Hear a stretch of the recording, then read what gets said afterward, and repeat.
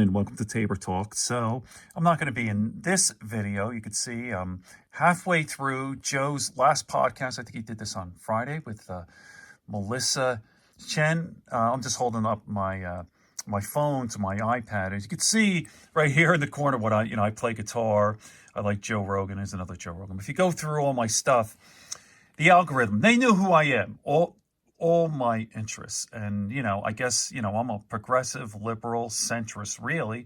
I get all these news feeds. And if you wonder why these people on the right are so adamant and they're convinced they're right, because on their right side, and actually, if I'd expand this, you could see, there's a lot of Joe Rogan here, sorry. But I'm not really proving my point here. But they'll have all this right-wing shit, like Trump is great, Fox News, blah. So when they come back on social media and are like, where the fuck are you getting this stuff? What the hell is wrong with you?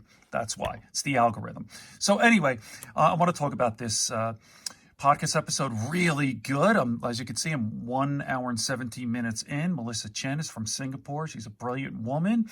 She's the founder of an organization called Beyond Borders, which is really educating third world countries, countries in the Middle East, Arab countries, translating English, like say Wikipedia into Arabic and all that. It's just an incredible thing that she's doing, and she's fantastic, really smart. No, it's interesting, though, in the beginning of the podcast, she had an anxiety attack, a real full-blown panic attack. She's having heart palpitations. She's actually drinking this energy drink. You should watch it. And she's like, oh, my God, I got to stop. My heart is racing. And Joe goes, please, don't die on me, Probably not the nicest thing to say, but he was kind of joking around. But anyway, recommend this podcast. You really get you thinking about Singapore. Try to imagine Singapore. Like, Singapore is a first world nation. And she said in her lifetime has gone from a third world to first world. And it's like, almost like it's so pristine. The streets are neat. The business is incredible. Way better than the United States, by the way. In fact, she compared, now she lives in the United States, but she compared the United States is almost a third world country compared to Singapore. Like, Singapore is so pristine, like infrastructure, forget about it. She said when she first came to this country, like, holy fuck. I think she's in, was it Boston, I believe. It's like, holy shit, everything's rusting and falling apart, and it's still, your fucking healthcare is a mess. So United States compared to Singapore is absolutely a third world country. But anyway, this is what's scary about Singapore. Singapore, she says, it's Disneyland with the death penalty.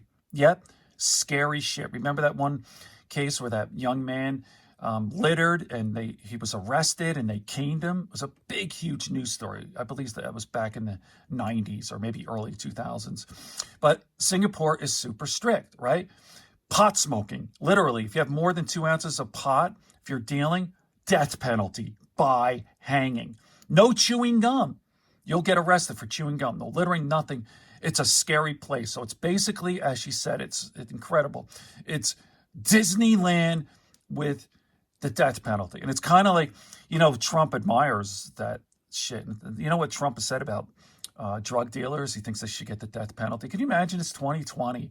Or like someone with possession of more than 2 ounces of pot should get the fucking death penalty. And everything leads to Trump, as I say. Everything devolves to Trump because it is true. Here's Trump, who is a fucking drug addict. He is totally on speed, and he's against people smoking. Like, he wants to, continue to criminalize pot and literally, like, death. I don't know if he said death penalty for pot, but you know what I mean. When he had that horrible attorney, the other attorney general, what's his name? I even forgot his name. Thank God. But anyway, let me just play a little clip here, and then I'll wrap this up. Okay. Melissa Chen on Joe Rogan. For Harvard, like they literally, you have to score higher if you're Asian. Yeah. Because there's so many. He's talking about the work ethic. They made it more difficult. Asians and the standards are much higher. Yeah. I mean, it's not a meritocracy anymore. Like you've. You know what's interesting? Like, our society, our college kids are pampered, right? The snowflakes and the social justice warriors, and they, like, which is kind of the difference here. It's like they have this sort of inflated sense of worth or self-esteem, and it's all bullshit. And Singapore, it's just the opposite. As Melissa Chen says, hey, you got a 99 on your test. Why didn't you get 100? What happened there? Why? You see what I'm saying? So Melissa Chen, she's like nervous and she has these incredibly high standards, and the snowflakes think there's something. They've, okay, let me continue on. Decided that they have to do better. Right. Than white people, they have to do better than everybody else, which is crazy. I think the insidious thing in particular with the Harvard case was that they started downgrading Asians on personality. I mean, that's the part. It's like, okay, fine. You want to say that, like, maybe, we don't want, we want to, like, lower the scores a little for other groups and But why? But then to downgrade this personality, that's the part that bothered me. How did they do a downgrade personality? What was the method that they used to do that? See what I mean? Real interesting. By the way, I couldn't download it from his site. I had to actually go on YouTube. He does that sometimes, Joe Rogan. I don't know why. I guess, big guess, like he has over 1,370,000 views already from a thing from YouTube. I was reading, like, comparing myself to, like, Joe Rogan's totally ridiculous, but I have 241 subscribers. Joe in one day got 30,000 subscribers in one day. I've been doing this for 6 months. I have 241. Okay. All right, let me end this. Check it out, Melissa Chen on Joe Rogan. Good friends, good books, and a sleepy conscience. Peace, love, and understanding here on Tabor Talk.